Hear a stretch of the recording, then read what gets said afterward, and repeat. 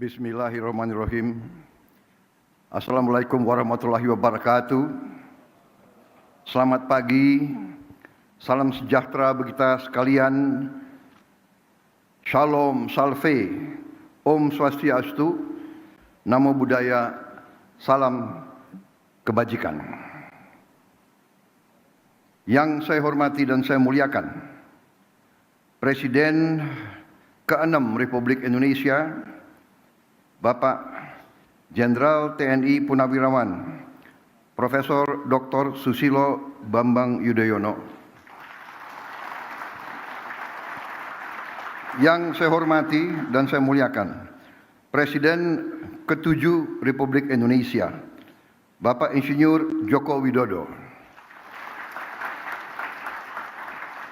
Wakil Presiden Republik Indonesia, Saudara Gibran Rakabuming Raka.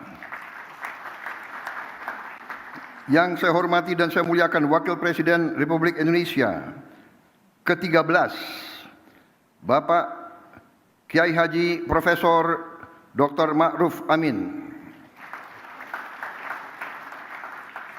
Yang saya hormati dan saya muliakan, Wakil Presiden Republik Indonesia ke-10 dan ke-12, Bapak Dr. Muhammad Yusuf Kalla. Yang saya hormati, Wakil Presiden Republik Indonesia ke-11, Bapak Profesor Dr. Budiono. Ketua Majelis Permusyawaratan Rakyat Republik Indonesia, Saudara Ahmad Muzani beserta para Wakil Ketua MPR.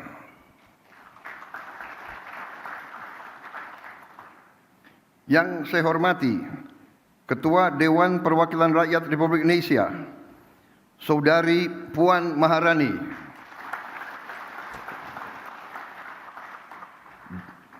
Dan para Wakil Ketua DPR RI yang hadir, serta para pimpinan dan anggota Dewan Perwakilan Rakyat Republik Indonesia, Komisi 6 dan Komisi 11.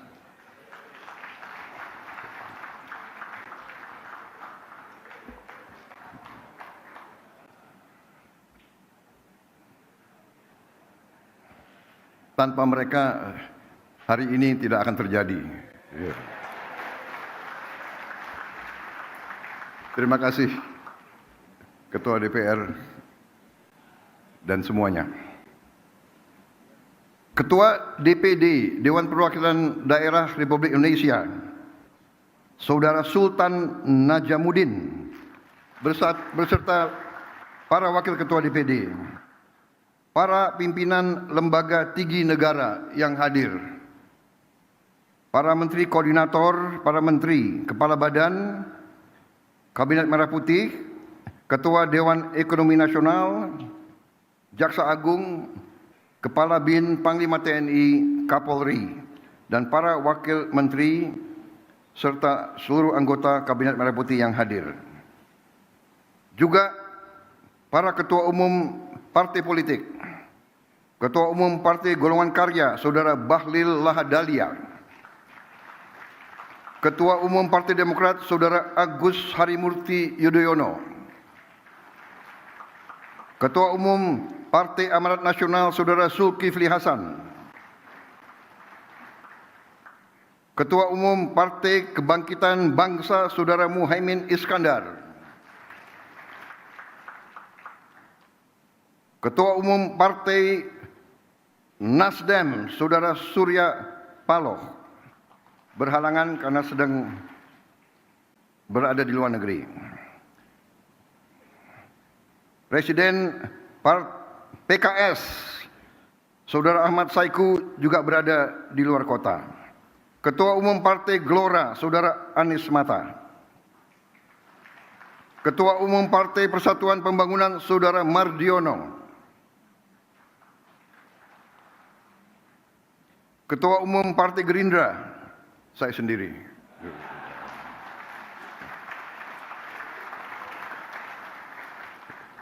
Tapi hadir Ketua Harian dan Sekjen.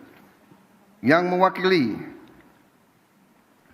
Partai Bulan Bintang, Partai Prima, Partai Garda Republik, dan Partai PDI Perjuangan.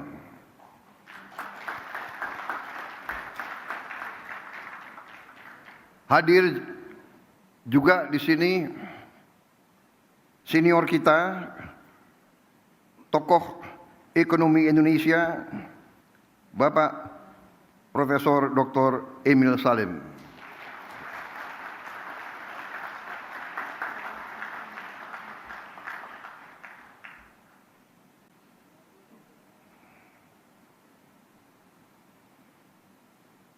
Yang saya hormati para duta besar negara sahabat.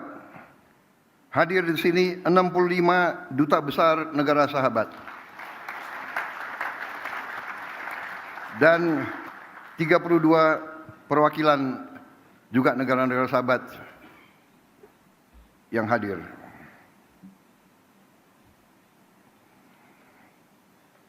Saudara-saudara sekalian, para tamu yang saya hormati dan saudara-saudara sebangsa dan setanah air. Bulan Agustus ini, saya ulangi, saya juga hadir di sini. Maaf ini saya khilaf. Hadir di sini juga tokoh-tokoh organisasi agama, Ketua Umum Nahdlatul Ulama, Saudara Kiai Haji Yahya Khalil Stakuf, Ketua Umum Muhammadiyah, Profesor Dr. Kiai Haji Haidar Nasir, Ketua Presidium Konferensi Wali Gereja Indonesia, Monsinyur Antonius Subianto Bunyamin, perwakilan dari Persekutuan Gereja Indonesia, Majelis Ulama Indonesia, Parisada Hindu Dharma Indonesia, Pengurus Pusat Persatuan Umat Buddha Indonesia, Majelis Tinggi Agama Konghucu Indonesia. Hadir juga para ketua organisasi pengusaha.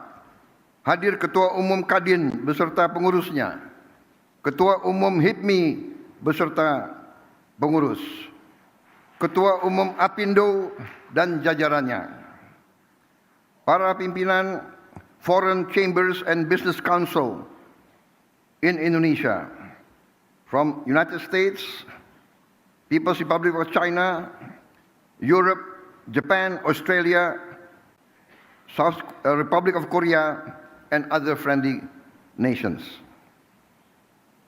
Saudara-saudara sekalian, hadir juga tokoh-tokoh pengusaha nasional, Bapak Khairul Tanjung,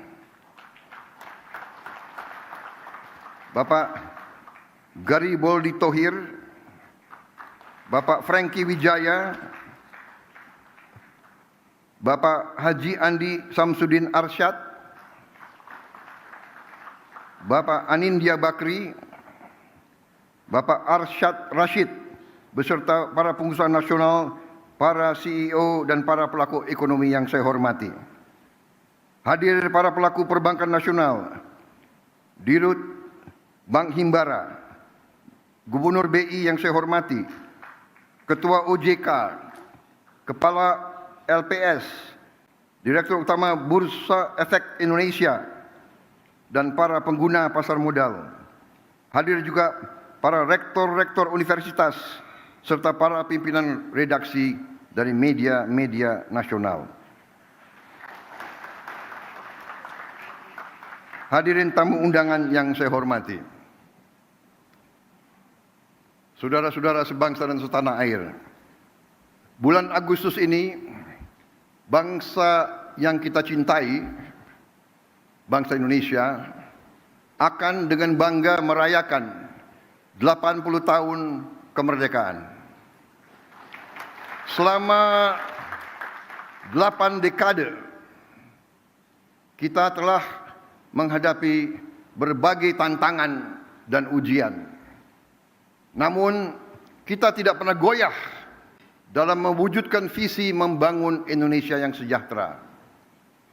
Kita telah berkorban begitu banyak demi menjaga negara kesatuan Republik Indonesia dan menegakkan cita-cita luhur yang menjadi dasar berdirinya bangsa kita. Namun, di tengah perayaan atas capaian yang telah kita raih, kita juga harus berani menghadapi kenyataan. Kita harus bertanya kepada diri kita sendiri. Setelah 80 tahun merdeka, mengapa masih ada anak-anak kita yang kelaparan? Mengapa para petani dan nelayan kita masih berjuang untuk mendapatkan hasil yang layak dari kerja keras mereka? Mengapa setelah 8 dasawarsa masih ada desa dan kota yang belum tersentuh listrik? Mengapa di tengah kekayaan yang kita miliki, masalah-masalah ini masih tetap ada? Dan yang lebih penting, bagaimana kita dapat memperbaiki keadaan ini? Bukan karena kita kekurangan sumber daya, tapi mungkin karena cara kita mengelola dan memanfaatkannya belum sepenuhnya memberi manfaat sebesar-besarnya bagi rakyat. Inilah kenyataan yang harus kita akui. Karena perubahan yang berarti hanya bisa dimulai dari keberanian untuk melihat kebenaran. Keberanian untuk melihat kekurangan-kekurangan kita. Mengelola dan memanfaatkan sumber daya alam yang dianugerahkan Tuhan untuk sebesar-besarnya kesejahteraan rakyat dan masa depan Indonesia adalah tugas utama kita. Sebagaimana diamanatkan dalam pasal 33 Undang-Undang Dasar 1945 ayat 1 yang berbunyi, perekonomian disusun sebagai usaha bersama berdasar atas azas kekeluargaan. Ayat kedua, cabang-cabang produksi yang penting bagi negara dan yang menguasai hajat hidup orang banyak dikuasai oleh negara. Ayat 3, bumi dan air dan kekayaan alam yang terkandung di dalamnya dikuasai oleh negara dan dipergunakan untuk sebesar-besar kemakmuran rakyat. Azas-azas ini harus menjadi pedoman kita dan memang telah menjadi pedoman kita dalam memastikan bahwa kekayaan nasional benar-benar memberi manfaat bagi seluruh rakyat Indonesia. Azas-azas inilah yang membimbing pekerjaan saya dan menjadi dorongan utama bagi saya dalam menjalankan amanah konstitusional dengan dedikasi serta efektivitas yang setinggi-tingginya. Mengatasi tantangan-tantangan ini memerlukan respons yang berani dan strategis. Itulah sebabnya peluncuran Danantara Indonesia hari ini memiliki arti yang sangat penting. Karena Danantara Indonesia bukan sekedar sebuah badan pengelola investasi, melainkan harus menjadi instrumen pembangunan nasional yang akan mengoptimalkan cara kita mengelola kekayaan Indonesia. Jangan salah, apa yang kita luncurkan hari ini bukan sekedar sebuah dana investasi, melainkan instrumen alat pembangunan nasional yang harus bisa mengubah cara kita mengelola kekayaan bangsa demi kesejahteraan seluruh rakyat Indonesia.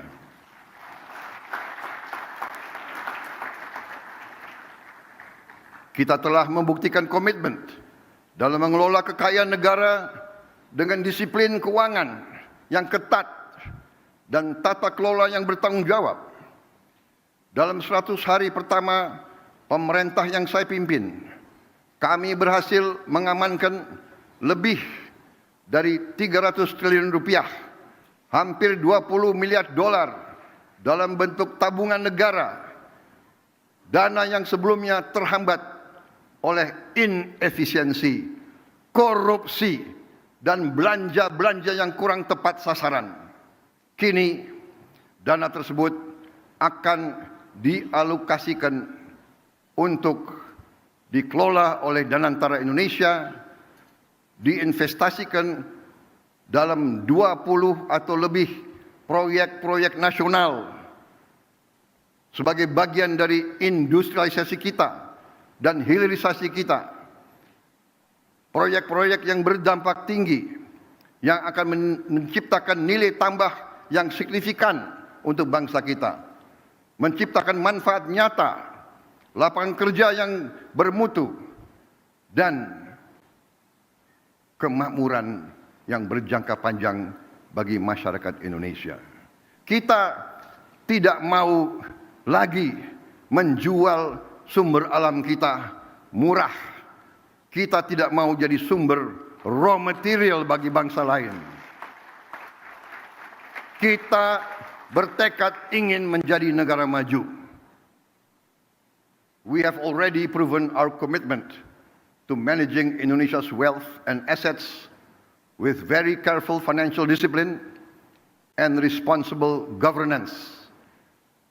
In our first 100 days, my administration secured over $20 billion in savings, funds that were once trapped in inefficiency, corruption, misallocation, but will now be channeled into 20 high-impact national projects, creating real long-term benefits for our people.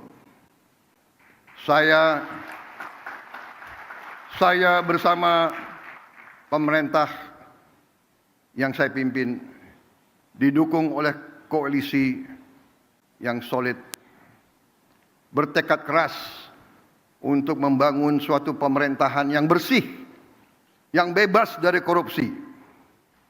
Saya akan melawan korupsi dengan sekeras-kerasnya dan dengan segala tenaga dan upaya yang bisa saya kerahkan tanpa pandang bulu.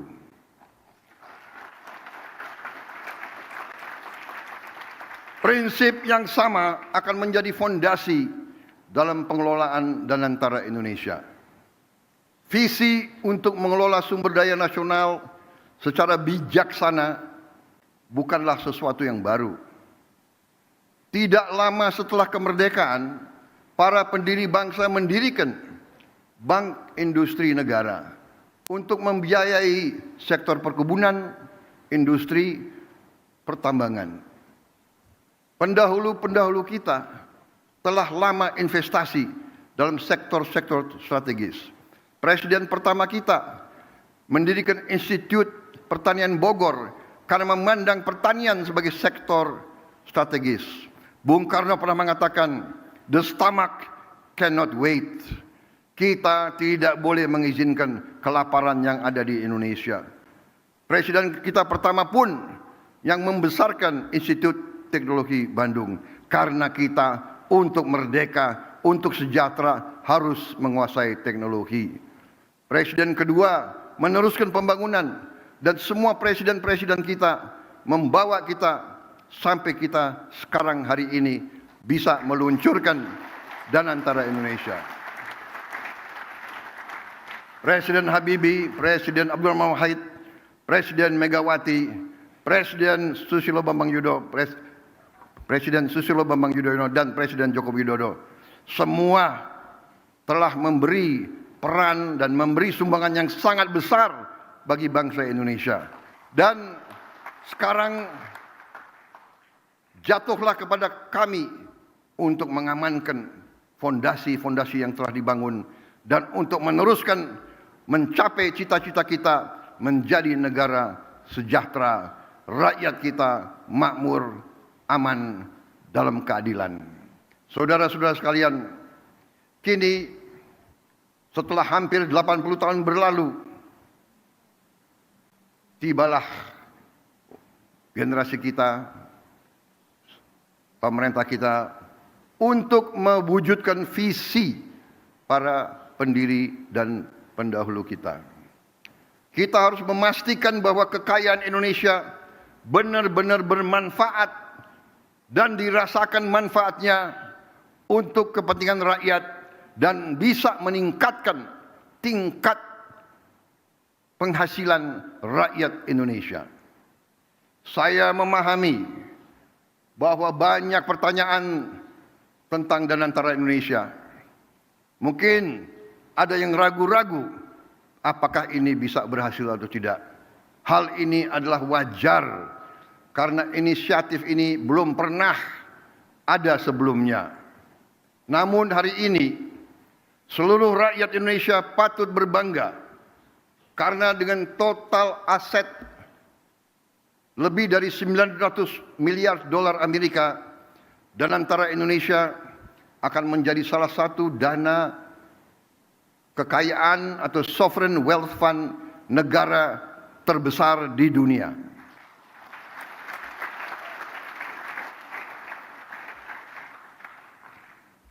I know and I realize that there are many questions about Danantara Indonesia. This can be expected because this is a new initiative, unprecedented in our history. Today, all Indonesians can be proud to learn that with total assets of more than $900 billion under management, Danantara Indonesia will be one of the world's largest sovereign wealth fund. Danantara Indonesia adalah solusi strategis dan efisien dalam mengoptimalkan badan usaha milik negara. Kita tidak hanya akan menginvestasikan dividen BUMN ke industri-industri yang mendorong pertumbuhan jangka panjang, tapi juga akan mentransformasi BUMN kita menjadi pemimpin kelas dunia di sektor masing-masing. Perusahaan yang kompetitif, profesional, dan terintegrasi dalam ekonomi global. Kita ingin melihat lebih banyak BUMN Indonesia masuk dalam daftar Global Fortune 500. Membuktikan bahwa Indonesia bukan sekedar pengikut, tapi Indonesia juga dapat menjadi pelopor dan pemimpin dalam perekonomian dunia.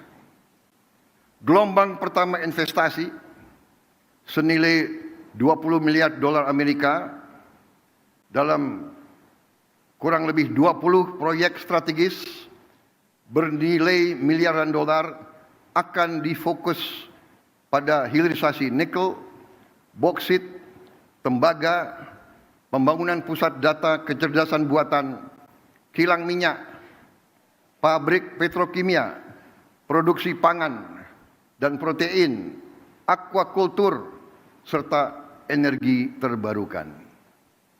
Inilah sektor-sektor yang akan menentukan masa depan kita, ketahanan kita, dan kemandirian bangsa kita.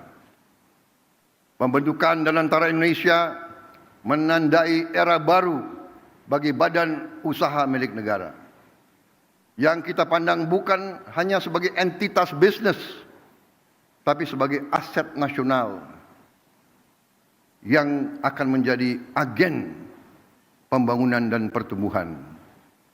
Fundamental bagi pertumbuhan ekonomi dan kesejahteraan rakyat.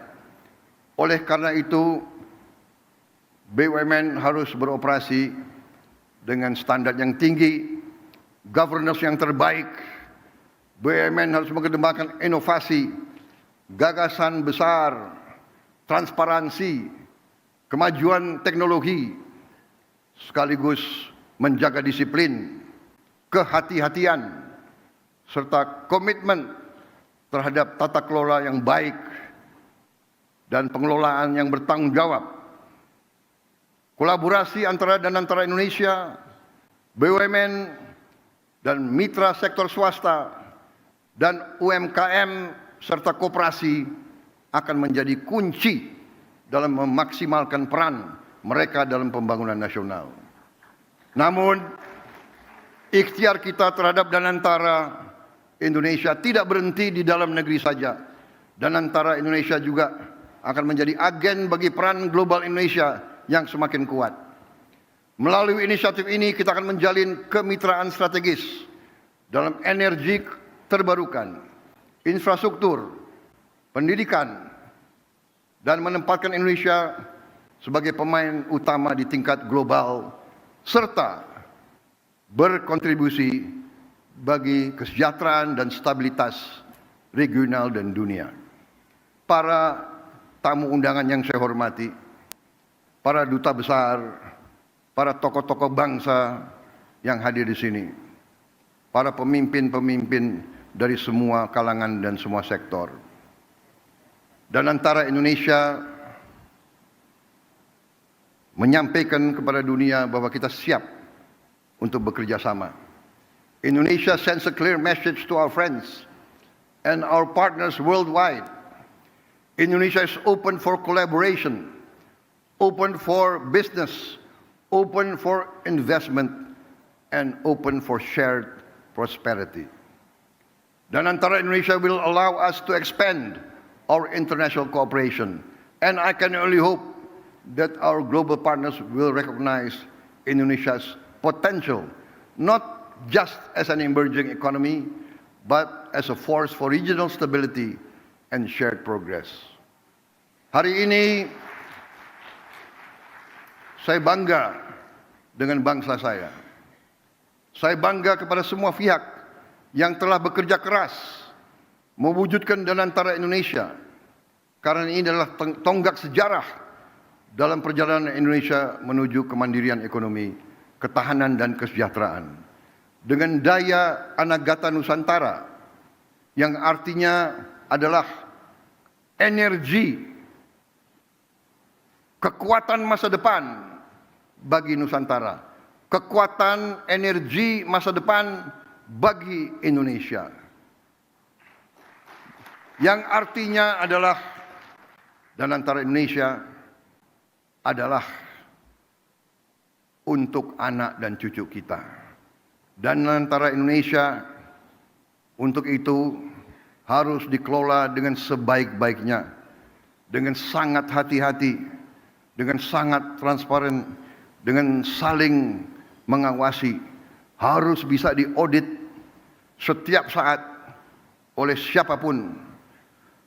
Karena ini sekali lagi adalah milik anak dan cucu kita, milik generasi penerus bangsa Indonesia. Saya yakin dan percaya Indonesia akan terus melangkah maju, lebih kuat dan lebih bersatu dari sebelumnya. Dengan keyakinan ini, mari kita bergerak bersama, bersatu dalam tujuan, teguh dalam tekad, dan yakin bahwa pencapaian terbesar Indonesia masih ada di depan kita. Saudara-saudara sekalian, percayalah, Indonesia akan capai cita-citanya. Kita akan menjadi negara maju, negara makmur, negara terhormat. Terima kasih. Wassalamualaikum warahmatullahi wabarakatuh. Salam sejahtera bagi kita sekalian. Shalom salve. Om Santi Santi Santi Om. Salam kebajikan, namo buddhaya. Merdeka! Merdeka! Merdeka! Terima kasih. Kami mengundang untuk naik ke atas panggung Wakil Presiden Republik Indonesia, Presiden ke-6 Republik Indonesia, Presiden ke-7 Republik Indonesia, Wakil Presiden ke-10 dan 12 Republik Indonesia, Wakil Presiden ke-11 Republik Indonesia, Wakil Presiden ke-13 Republik Indonesia, Ketua Dewan Pengawas Danantara Indonesia, dan Kepala Danantara Indonesia.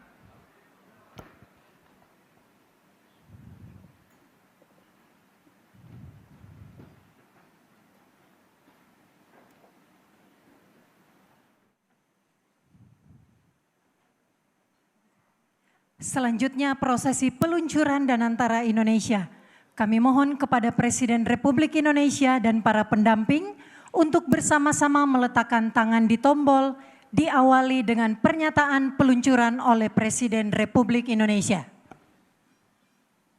Dengan mengucap Bismillahirrahmanirrahim, pada siang hari ini, hari Senin tanggal 24 Februari tahun 2025, saya Presiden Republik Indonesia meluncurkan Badan Pengelola Investasi Daya Anagata Nusantara, Danantara Indonesia.